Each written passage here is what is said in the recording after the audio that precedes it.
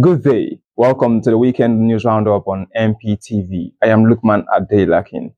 On the weekend news roundup, we'll bring you amazing stories that happen across the week and also the news you can trust that happened both in Nigeria and across the globe. We start with the matter of IPAC. The Inter-Party Advisory Council, IPAC, has threatened to boycott the 2027 general elections if the National Assembly fails to amend key provisions of the Electoral Act 2026. The council issued the warning in a communique after its expanded General Assembly meeting in Abuja, signed by the chairman Yusuf Dantale and National Secretary Maxwell Ngume. IPAC says some provisions in the new law could weaken Nigeria's multi-party democracy and undermine political party development. Among its demands, the council is calling for the restoration of indirect primaries and the removal of the requirement for party members to upload their national identification number during party processes.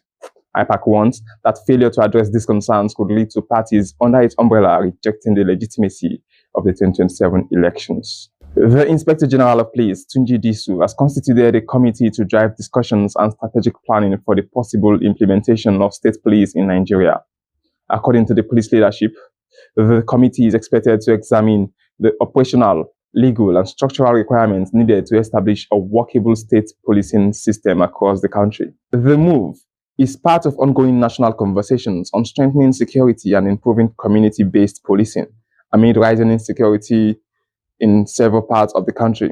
The committee is expected to consult with relevant stakeholders and provide recommendations that would guide government decisions on the future of state policing in Nigeria. The Acting Inspector General of Police, Tunji Disu, has expressed support for the creation of state police as part of efforts to strengthen security across Nigeria. This made the position known while speaking on the need for reforms in the country's policing structure, noting that decentralizing the police would improve response. This made the position known while speaking on the need for reforms in the country's policing structure, noting that decentralizing the police would improve response to local security challenges. According to him, state policing could help address rising cases of banditry, kidnapping, and other crimes by allowing states to take greater responsibility for internal security. However, he emphasized the need for proper legal safeguards, funding structures, and oversight mechanisms to prevent abuse and ensure accountability if the system is adopted.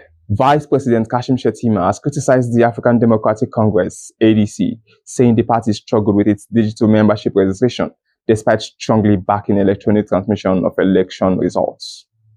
Speaking during an interfaith breaking of fast hosted by President Bola Tinubu in Abuja, Shettima claimed the party's online registration portal was flooded with fake names and fictitious identities shortly after it was launched. The ADC recently began nationwide online membership registration